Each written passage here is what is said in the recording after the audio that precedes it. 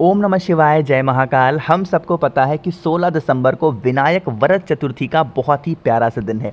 प्यारा ये दिन इसलिए है क्योंकि इस बार का ये आखिरी वरद चतुर्थी है। इसके बाद की जो चतुर्थी पड़ेगी वो 2024 में पड़ेगी, है ना। तो ये वीडियो उनके लिए है जिनकी कमाई कम है और खर्चे बहुत ज़्यादा, यानी कि 100 रुपये कमाते हैं और खर्च हो रहे हैं 200 रुपये। तो ये वीडियो आपके लिए है। पूज्य गुरु जी की कथा से सुन के बहुत अच्छे से बताऊँगा। बस आपको इस तरीके से एक नारियल लेना है, छोटा सा उपाय करिएगा। आपके घर की जो पैसों की, धन की समस्याएं होंगी ना, वो सारी समस्याएं आपकी खत्म ज़रूर होंगी। ठीक है, चलिए करते हैं इस उपाय को। लेकिन आपको बता दूं कि इस वीडियो को पूरा देखा करिए। बीच में अगर आपने छोड़ दिया तो फिर आप उपाय गलत करोगे, फिर कहोगे भैया हमें समझ में नहीं आया, फिर से बता दो, ये कर दो। तो इस तरीके से मत किया करिए, ठीक है ना। चलो समझते हैं। अब यहाँ पे जो हमें नारियल लेना है ना, वो आपको ये नहीं देखना है कि इसमें 3 अक्षु हैं, 1 अक्षु नहीं। नॉर्मल सा जो नारियल आता है ना मार्केट में, जिसमें इस तरीके से देखो जूट लगा होता है, हम लोग जब फोड़ते हैं तो जूट को निकालते हैं पहले, वही वाला नारियल हमें लेना होगा। मात्र 1 नारियल, ठीक है, ले लिया। नारियल के साथ अब वरद चतुर्थी, विनायक वरद चतुर्थी का दिन है, तो दूर्वा तो हमें लेना ही लेना पड़ेगा। कितनी दूर्वा लोगे? 5 दूर्वा लेना होगा गिन करके, ठीक है। 5 दूर्वा लेना और इस तरीके से नारियल लेना। दूर्वा को अलग रखना। और ये जो नारियल आपने लिया है, आप अपने साथ एक लेंगे कच्चा सूत ले लेना, या फिर जो हम लोग अपने हाथों में रक्षा सूत्र बांधते हैं ना, वो लेना। उसको लेकर के आप क्या करेंगे, नारियल में लपेटते लपेटते पूरे घर में घूमना होगा, ठीक है। देखो, दूर्वा को अलग रखेंगे, उसी में मिक्स नहीं करेंगे, सिर्फ नारियल में अच्छे तरीके से लपेट देंगे उस लाल धागे को, ठीक है। लपेट दिया।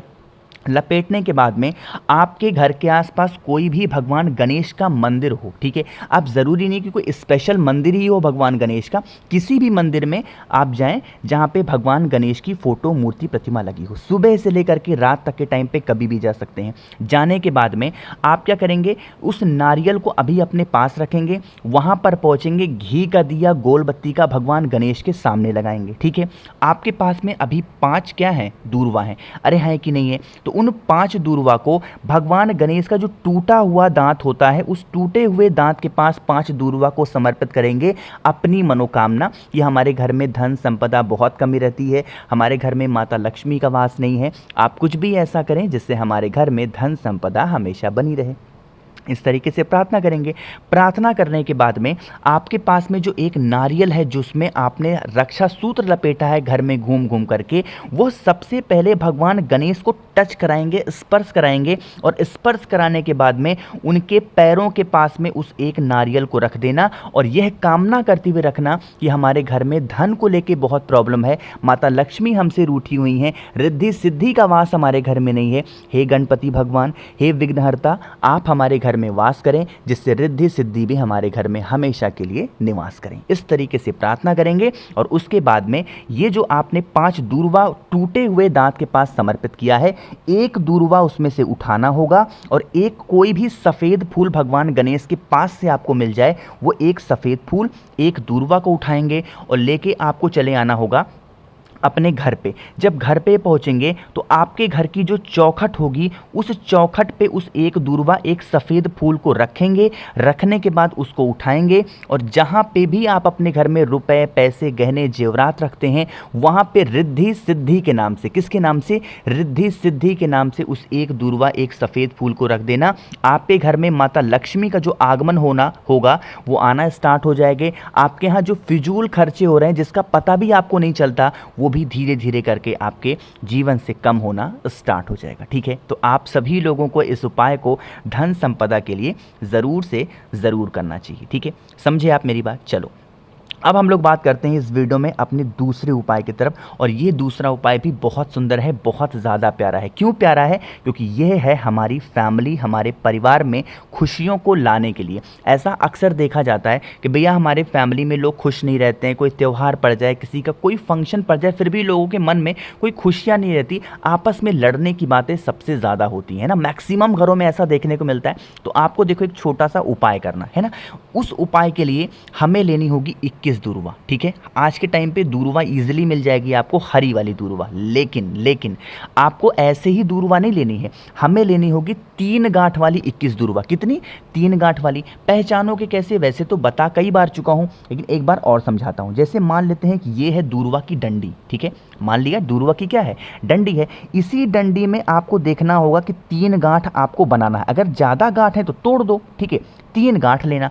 अब ये गांठ में से निकलती हैं 2-2 3-3 पत्तियां ऐसे करके हुए ना, वैसे ही हमें लेनी होगी 21 दूर्वा, 21 दूर्वा लेना है ना, समझ में। तो अगर आपको मेरी बातें बोरिंग लगती है ना तो नीचे कमेंट बताना, फिर मैं इतना एक्सप्लेन नहीं करूँगा। लेकिन कई लोगों को समझ नहीं आता ना, इसलिए मुझे इतना बताना पड़ता है, इसके लिए माफ़ी चाहता हूँ। बट अगर आपको बुरा लगता हो तो नीचे कमेंट सेक्शन में बताना, ठीक है। इतना हो गया।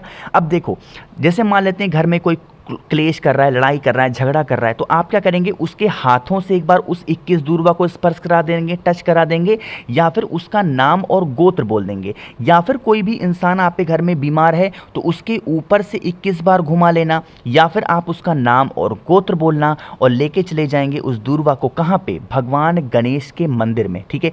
अब मंदिर में भी जहाँ पे भी उनकी फोटो, मूर्ति, प्रतिमा हो, जो 21 गांठ मतलब 3 गांठ वाली 21 दूर्वा है, वो आपको कहीं भी भगवान गणेश के पास में समर्पित कर देनी है। जिस इच्छा से इस उपाय को कर रहे हो उस इच्छा की कामना जरूर करेंगे, ठीक है। जब आप भगवान गणेश की पूजन अर्चना करके वापस आ रहे हो तो वापस आते टाइम जो उनका चौखट होगा, उस चौखट के लेफ्ट साइड को आपको टच करके, यानी कि पैर छू करके, और फिर आपको अपने घर की तरफ आना है। जो भी व्यक्ति इस तरीके से उपाय को करता है, वरद चतुर्थी के दिन उसके जीवन के जो भी संकट होते हैं, फैमिली में, परिवार में अगर खुशियां नहीं आती हैं तो वो खुशियां भी धीरे धीरे आना स्टार्ट हो जाती हैं, ठीक है। 2 उपाय की बात हमने कर ली है।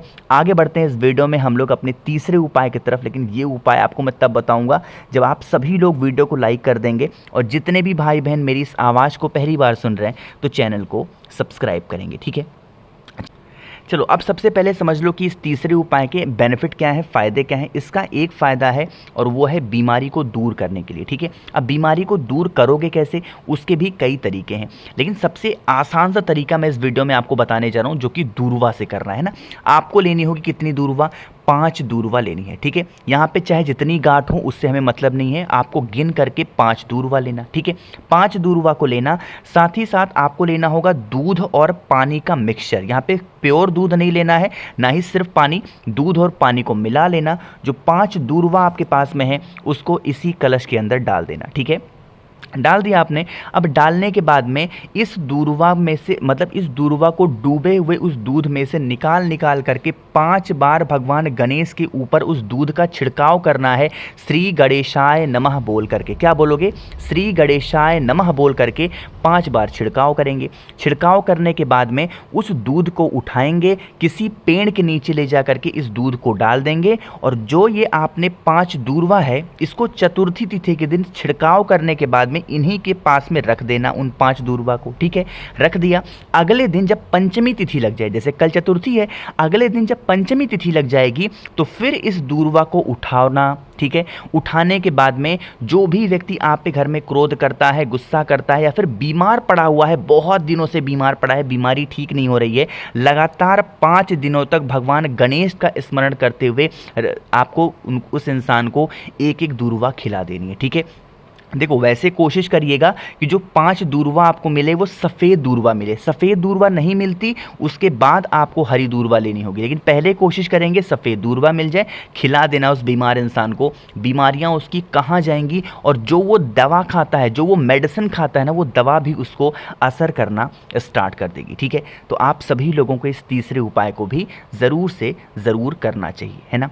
चलो, तो यहाँ पर हम लोगों ने 3 उपाय की बात कर ली है। एक और सबसे आखिरी चौथे उपाय की बात करते हैं, जो कि जब भी चतुर्थी तिथि आती है मैं आपको हमेशा बताता हूं, है ना। उसके लिए आपको बस एक काम करना है, लेकिन उससे पहले बेनिफिट समझो। इसका बस एक ही फायदा है, वो है पैसा, यानी कि धन संपदा। और इस दीपक को हम लोग बोलते हैं प्यार से कुबेर दीपक, है ना। लगाओ के कहाँ पे, समझो।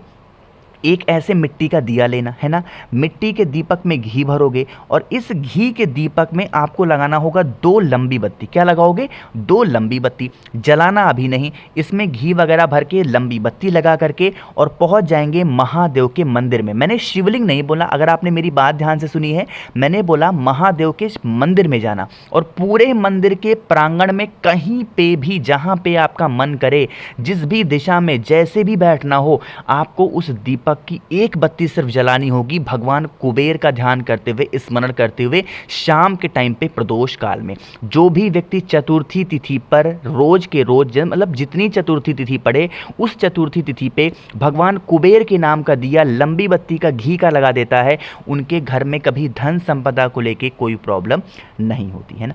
कोशिश की है मैंने आप सभी को 4 उपाय बताए हैं, जो आपको आसान लगता हो, मन हो सारे कर लो, मन हो कोई ये कर लो, अपने ज़रूरत के हिसाब से करेंगे। अगर आपको मुझसे फ़ोन पे बातें करनी है तो आप हमें इंस्टाग्राम या फिर फेसबुक पे भी फॉलो कर सकते हैं, जिसके लिए सर्च करिएगा द नेचुरल प्लैनेट 108। वहाँ पे हम लोग बहुत सारी बातें करेंगे। बाकी जितने भी भाई बहन इस आवाज़ को पहली बार सुन रहे हैं, चैनल को सब्सक्राइब करिएगा और वीडियो को लाइक सभी को करना है। ओम नमः शिवाय, जय महाकाल।